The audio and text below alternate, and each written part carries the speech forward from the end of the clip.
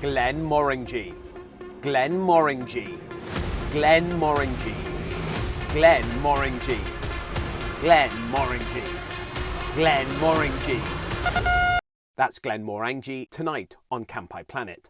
Glenmorangie need no introduction to tipplers. Their core range bottles are staples at bars around the world. But tonight on Campi Planet, we're exploring one of their more extraordinary releases. A limited edition single malt born from an intriguing partnership between two visionary minds from vastly different, yet connected, worlds. Dr. Bill Lumsden is nothing short of a whiskey legend. Since joining Glenmorangie in 1995, he's pushed boundaries with a mix of creative flair and scientific precision. It helps when you have a PhD in microbial physiology and fermentation science. As you do. As the distillery's director of distilling, whiskey creation and whiskey stocks, he's known for reimagining what whiskey can be, with wood innovation and bold maturation choices at the core of his craft. Then there's Azuma Makoto, a trailblazing botanical artist who has blazed trails, quite literally, out of this world, from launching flowers into space to plunging bouquets into the ocean depths. His previous collaborations include Christian Dior, Hermes, Grand Seiko, and Glenmorangie. In 2021, inspired by the whiskey's essence and tasting notes, he produced Dancing Flowers of Glenmorangie, a work whose image adorned limited edition packaging for the core range Glenmorangie 18. But this time, the two have gone bigger, older, and more ambitious. This 23-year-old single malt is inspired by the concept of Shinra Bansho, the idea that all things in nature are interconnected. Distilled in 1998, the whiskey spent its first years cradled in ex-bourbon casks.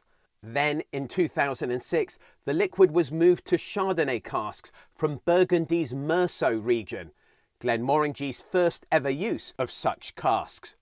Makoto mirrored this liquid artistry with a 1.5 metre botanical sculpture crafted from 200 elements sourced from Scotland and around the world. A cornucopia of orchids, roses and wildflowers intertwined with tree bark, roots and moss, reflecting Shinra Bansho and the whiskey itself. The image of that sculpture is etched into the glass itself, and the bottle sits on a base that was inspired by traditional Japanese carpentry. Bottled at 46% ABV, it's non-chill filtered and, appropriately, natural colour. Rolled out in the second half of 2024, it's priced at £1,050 in the UK and €1,250 in Europe. The story behind it is undeniably captivating. But what about the liquid itself? Join me and WhiskyTube legend Vin PF from No Nonsense Whiskey, and let's find out. Vin, let's check out the colour. Ooh, it's nice. It's definitely inviting. Without a doubt. Very copper still-esque. Yeah, absolutely. Evocative of the equipment used to make whiskey. Deep, amber, copper, very luscious colour. Absolutely beautiful. We like. On the nose. Nose.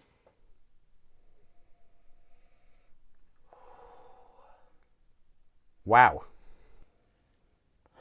I mean, that's quite something, isn't it? You know, first off the bat, it's got these amazing forest notes. Yeah. You getting them as well? Without a doubt, yeah. It's like a heather floor. Yeah, moss. Moss, kind of dank, after kind of rain, mossiness in a nicely covered forest. Absolutely. And those notes remind me immediately of the Hakushu distillery. Suntory's second malt whiskey distillery after Yamazaki. Absolutely. But, of course, what we've also got here is a lot of sweetness as well. Yeah. I mean, there is a lot of vanilla. Yeah, those huge ex-bourbon notes that we'd be expecting, you know, the vanillas, the honeys, dare I say Manuka honey. For me, I get a little bit of burnt match in there as well, which I know people love. This is one, actually, you know, we do both individually on our own channels talk about this. Sometimes whiskies that you could just keep nosing and nosing. You know, normally by this point I'd have just gone, okay, let's go on the palate, but no, Yeah. let's keep going. I've got a feeling this would change pretty much constantly. I mean, we were good and we left this out for a good 20 minutes before we recorded this, but I reckon you left that out for an hour, it will be different, and it will just keep giving. A little bit of nuttiness there. Absolutely, yeah, for sure. A bit of hazelnut, a bit of walnut, a bit of chestnut. It's very autumnal. Sort of autumn flowers, right? Yeah, like bonfire night, brown leaves on the floor with some roasting chestnuts. That's the kind of vibe I'm getting from this. It's warming. You mentioned honey, Mm-hmm. but I think there's also a little bit of some maple syrup, and also kind of like the syrup that you get in canned fruits. Yeah. You know, like canned peach, the slightly synthetic pineapple and peach. You getting any citrus notes? Lemon and sort of grapefruit. A little bit of orange there as well. I'm going to guess that the mouthfeel is quite luscious and quite viscous from just the nose itself. I think it's time. Is it time? I think it's time. All right. Kanpai. Cheers.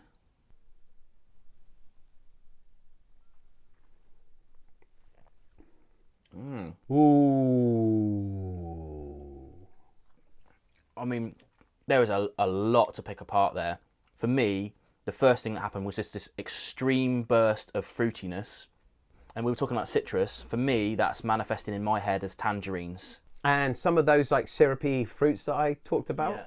are definitely there on the palate as well. So you're right. That's the first thing that will hit you. I'm still getting some of that peach, pineapple, bit of plum, bit of apple.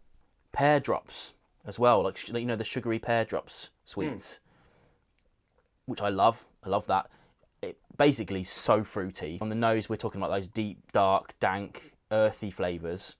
The start of this, not like that at all, really. Once the sweetness has disappeared a little bit, yes, they're coming back in now for me. I'm getting a little bit more of that burnt match, and definitely more of those floral, heathery notes that the sweetness disguised at the start. That forest character that I likened to the whiskies I've tried from the Hakshu distillery.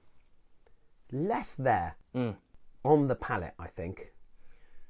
What do you think? Definitely. I mean, the Hakshu is extremely earthy all the way throughout. It just, like, I know it comes in a green bottle, but it tastes like green to me. Yeah. Whereas this one here, it smelt like that, but the palate is almost spring-like instead. You know, it's much more vibrant and fruity than the nose portrays. As the dram develops, I'm getting a little bit more milk chocolate as well, which is lovely. Best type of chocolate. Mine's going down a little fast. And that is because it is extremely moreish, even though it is a little bit drying. Definitely. But that is in balance. So you've got this lovely, waxy, oily, coating mouthfeel. And I always say this as well, when you get drying on the palate, all it does for me is make me want to take another sip straight away, which is good and dangerous in equal measure, because your dram will go quick. This is one that needs to be savoured over time, but you're just going to want to drink it. Fabulous. The finish is long and lingering and really very, very beautiful. It needs to be long because there's so much going on in this 23-year-old whiskey that you need to have the time to actually unpack everything, right? Yeah, 100%. You know, once the finish starts kicking in, I'm getting a lot of those dark, dank things from the nose, more of that nuttiness coming through. A little bit drying on the finish as well. Mm-hmm. But that's actually in combination with the sort of the sweetness and the fruitiness and the herbaceousness that we've talked about. It's all actually just making it very, very moreish.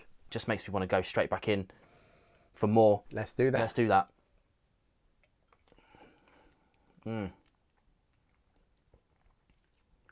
Yeah. A superb whiskey that I feel very fortunate to try. There is a little bit of bitterness there as well as part of that balance of with the dryness and the other characteristics we've talked about. You can see the oiliness from the legs actually on the glass. Mm-hmm. Yeah, I mean they're long, they're slow, they're everything that you want.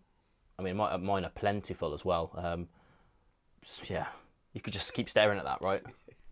It's definitely a beautiful, beautiful dram. So, Vin, what's the verdict? Well, for me, it's a 23-year-old whiskey, and that sort of quality, viscosity is impossible to replicate without those years. And for me, that comes across all the way through nose, palate, finish. My mouth is tasting things that it doesn't get to taste very often anymore at all. Superb, superb. Very well-rounded and yet complex at the same time. You're absolutely right. The kind of complexity and integration that you can only get with long-aged whiskey. And I've got to say, they've done a fantastic job on this collaboration.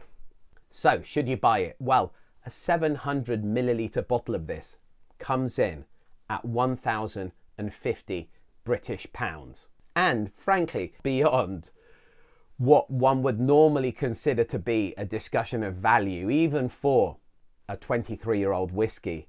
What I can say is if you do purchase one and you crack it open, you are guaranteed some absolutely incredible liquid. Right, Vin? Absolutely. I can only really look at the liquid, and the liquid is phenomenal. We know that.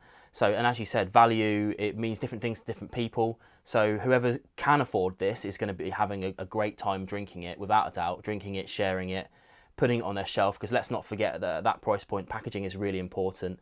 And the 70 cl bottle looks insane in its packaging.